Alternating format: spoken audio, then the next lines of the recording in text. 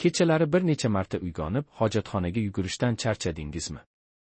Bu dahshatli holat nafaqat uquvingizni buzib, energiyangizni sondiradi, balki millionlab odamlarning, xususan diabet yoki buyrak muammolari bilan kurashayotganlarning hayotini qiyinlashtiradi. Bu tungi to'xtovlar faqat bezovta qilmaydi, balki butun sog'ligingizga, kayfiyatingizga va ish faoliyatingizga zarba beradi. Ammo ajoyib yangilik bor. Oddiy, qolingizga osongina tushadigan va mazali sabzavotlar yordamida tungilaringizni o'zgartirishingiz mumkin. Ular suv balansini tabiiy tartibga soladi, qon shakarini mustahkamlaydi va buyraklarni qo'llab-quvvatlab, tungi siydik chiqarish istaklarini kamaytiradi. Ushbu materialda biz 3 ta ajoyib sabzavotni, bodring, kabachok va ismaloqni ko'rib chiqamiz. Ular sizga tungi uyg'onishlardan xayrlashishga yordam beradi. Bu oziq-ovqatlar, ozuqa moddalari bilan boy bo'lib, nafaqat bu muammoni hal qiladi, balki diabetli odamlar uchun umumiy sog'likni mustahkamlaydi. Tinch va quvvat to'ldiruvchi uquvni qaytarishga tayyormisiz? Biz bilan qoling, bu tabiiy yechimlar hayotingizni tubdan o'zgartiradi. Endi bu bezovtaliklar uquvingizni og'irlashiga yo'l qo'ymang, birgalikda harakat qilaylik. Bodring, oddiy, lekin kuchli yordamchi. Birinchi navbatda bodringdan boshlaymiz. Bu oddiy ko'rinishdagi, ammo diabet va tungi siydik chiqarish muammolari bilan kurashuvchilar uchun ajoyib quvvat manbai.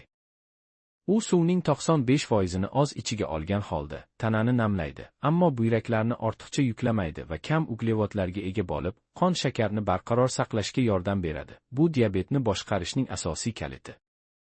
Uning yuqori suv miqdori zaharli moddalarni chiqarib yuborishni tezlashtiradi va suv muvozanatini tartibga soladi. Natijada tungi siydik chiqarish istaklari kamayadi. Bundan tashqari, bodringlar antioksidantlar, masalan, C vitamini bilan boy bo'lib, yallig'lanishga qarshi kurashadi va diabet sababli buyraklarga yetkaziladigan zararlardan himoya qiladi. Bu xususiyatlar uni buyrak asoratlarining oldini olishda haqiqiy ittifoqchiga aylantiradi. Bodringni ratsioningizga kiritish uchun yangi salat tayyorlang. Bodringlarni nozik halqalar shaklida kesib, zaytun yog'ini, yangi limon sharbatini va bir chimdim tuz qo'shing. Ta'mni oshirish uchun bir oz fesali yoki nanaviy barglarni aralashtiring. Shuningdek, bodring bo'laklari va bir necha nanaviy barglari bilan suvni damlab, shirin ichimliklarni almashtiruvchi namlovchi ichimlik tayyorlashingiz mumkin. Bu qon shakarni buzuvchi ichimliklarga o'rnini bosadi. Bu oddiy usullar namlanishni ta'minlaydi, tungi siydik chiqarishni kamaytiradi va buyrak sog'ligini mustahkamlaydi. Bodringni har kuni iste'mol qilish orqali siz tinchroq tunlarga va diabetni yaxshiroq nazorat qilishga bir qadam yaqinlashasiz. Kabachok, ko'p qirrali va samimiy do'st. Endi kabachokka o'tamiz. Bu ko'p qirrali sabzavot, diabetli odamlar uchun past glikemik indeks tufayli mukammal tanlov. U glukozani sekin ajratib beradi, qon shakardagi keskin o'zgarishlarni oldini oladi va diabet alomatlarini yumshatadi. Kabachokdagi tolalar hazm jarayonini sekinlashtiradi, qon shakarni mustahkamlaydi va ichak faoliyatini yaxshilaydi. Uning kaliy miqdori buyraklarni qo'llab-quvvatlab, suv muvozanatini tartibga soladi va ortiqcha natriy moddalarni chiqarib yuboradi. Bu shishlarni kamaytiradi va tungi siydik chiqarishni yumshatadi. Kabachokdagi antioksidantlar, xususan C vitamini, yallig'lanishga qarshi himoya qiladi. Bu diabetda keng tarqalgan muammo. Uning afzalliklaridan foydalanish uchun kabachok makaronlari tayyorlang. Spiralizatsiya qurilmasi yordamida kabachokdan ipaklar hosil qiling. Keyin zaytun yog'i, sarimsoq, tuz va qizil yoki rosmarin o'tlari bilan qovuring. Bu past uglevodli taom an'anaviy makaronlarga mazali muqobil bo'ladi. Shuningdek, kabachok bo'laklarini 200 daraja issiqlikda pechda qovurib, zaytun yog'i va bir chimdim qora bibar qo'shing. Ta'm uchun parmezan pishloq sepib oling. Bu oddiy va tez retseptlar buyrak sog'ligini qo'llab-quvvatlaydi va tungi uyg'onishlarni kamaytiradi. Kabachokni ovqatlaringizga qo'shish orqali siz qon shakarni yaxshilaysiz va mazali taomlar orqali uzluksiz uquvga erishasiz. Ismaloq, ozuqa moddalari bilan boy super oziq. Nihoyat, ismaloqqa kelamiz. Bu diabetli odamlar uchun zarur ozuqa moddalari bilan to'la super oziq.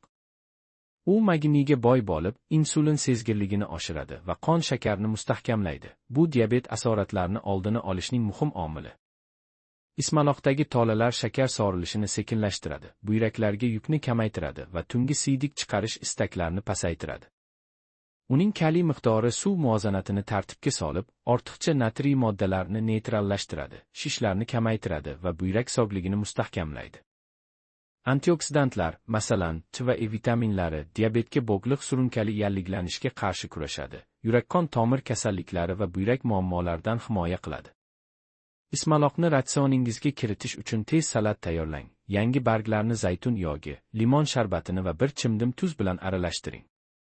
Shuningdek, ularni bug bilan pishirib yoki past shakarli mevalar, masalan, qulupnaylar bilan smuzi qo'shing. Bu ozuqa moddalarini kuchaytiradi. Pishirilgan ismaloq temir va kalsiy miqdorini ko'paytiradi. Bu suyak sog'ligi uchun muhim. Uning past kaloriyaliligi vaznni nazorat qilishga yordam beradi. Diabetni boshqarishning asosiy qismi. Ismaloqni muntazam iste'mol qilish orqali siz buyraklaringizni mustahkamlaysiz, qon shakarini tartibga solasiz va tungi bezovtaliklarni kamaytirib, chuqurroq va quvvat to'ldiruvchi uyquga erishasiz. Yakun. 3 ta kuchli sabzavot va yangi hayot mana shunday. 3 ta ajoyib sabzavot, bodring, kabachok va ismaloq, tungi uyg'onishlarni tugatish uchun. Bu oziq-ovqatlar faqat siydik chiqarishni kamaytirmaydi, balki qon shakarini mustahkamlaydi, buyraklaringizni himoya qiladi va umumiy sog'ligingizni yaxshilaydi. Ularni ratsioningizga qo'shish orqali siz tungilaringizni o'zgartirasiz va tinch, quvvat to'ldiruvchi uyquni qaytarasiz. Biz aytgan oddiy retseptlarni sinab ko'ring. Bodring salati, kabachok makaronlari yoki ismaloq smuzisi, ovqatlaringizni mazali va foydali qiling.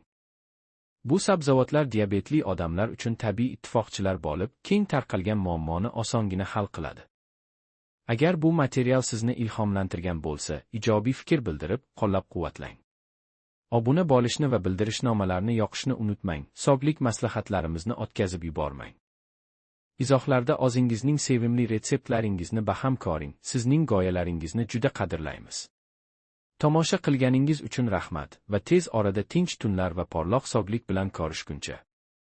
Endi bu 3 ta sabzavotni ratsioningizga qo'shishning amaliy maslahatlarini batafsil ko'rib chiqaylik, chunki nazariy bilimlar faqat amaliyotda hayotga aylanadi. Avvalo, bodring haqida ko'proq gapiraylik. Bu sabzavot nafaqat suv miqdori bilan ajralib turadi, balki uning tarkibidagi silitsiy va xlorofil moddalari tanadagi tozalash jarayonlarini kuchaytiradi. Diabetli odamlar uchun bodringni ertalab bosh oshqozon ustida iste'mol qilish tavsiya etiladi. Masalan, 1 stakan bodring va nanaviy suv damlamasi.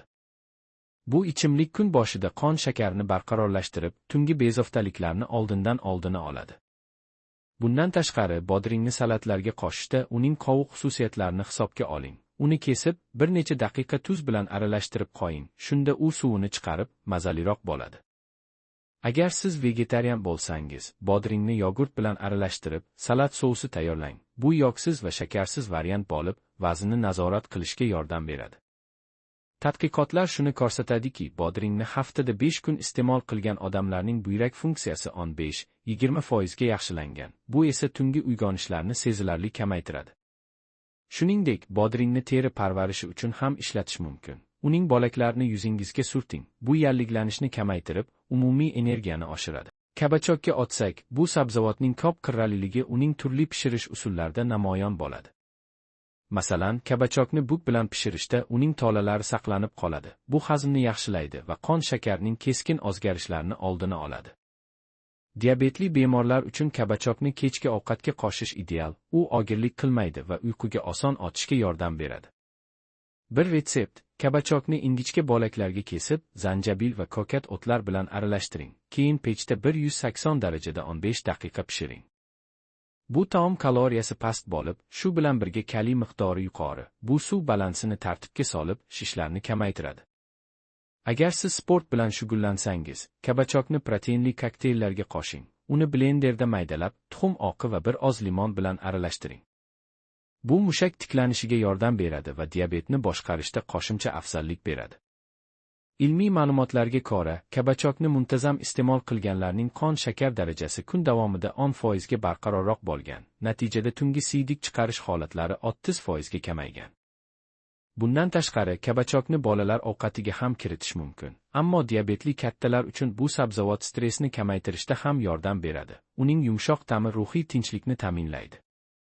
Ismaloq haqida gapirganda, bu super oziqning kuchli tomoni uning xlorofil va foliy kislotasi tarkibida yotadi. Bu moddalar qon hujayralarini tozalab, buyraklarga yukni kamaytiradi. Shuning uchun diabetli odamlar uchun ismaloq haqiqiy himoyachi. Ertalabki smuziga ismaloq qo'shishni tavsiya qilamiz. Bir hovuch bargni banan va bir stakan sut bilan aralashtiring. Laktozasiz variantni tanlang. Bu kunlik energiyani barqarorlashtiradi va tungi uyg'onishlarni oldini oladi. Salatda ismaloqni qizil piyoz va zaytun yogi bilan birlashtiring. Bu antioksidantlarning ta'sirini kuchaytiradi va yurak-qon tomir tizimini mustahkamlaydi. Pishirishda ismaloqni qovurmasdan, faqat bug bilan tayyorlang, chunki yuqori issiqlik uning magniyini yo'qotishi mumkin. Tadqiqotlar isbotlaganidek, ismaloqni haftada 3-4 marta iste'mol qilgan diabetli bemorlarning insulin sezgirligi 25% ga oshgan. Bu esa asoratlarni kamaytiradi. Shuningdek, ismaloq suyaklarni mustahkamlaydi, chunki uning kalsiy va K vitamini miqdori yuqori. Bu ayniqsa keksa odamlar uchun muhim. Agar sizning oilangizda buyrak muammolari bo'lsa, ismaloqni oilaviy taomlarga kiritib, hamma uchun sog'likni oshiring. Ushbu sabzavotlarning birgalikdagi ta'siri haqida gapirmasak bo'lmaydi. Ularni bir-biri bilan aralashtirib, haftalik ratsion tuzing. Dushanba bodring salati, seshanba kabachok qovurilgan taomi, chorshanba ismaloq smuzisi.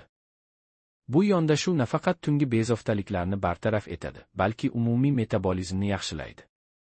Diabetni boshqarishda suv rejimini ham unutmang. Bu sabzavotlarning suv miqdori tufayli kuniga 2-3 litr suv ichish osonlashadi.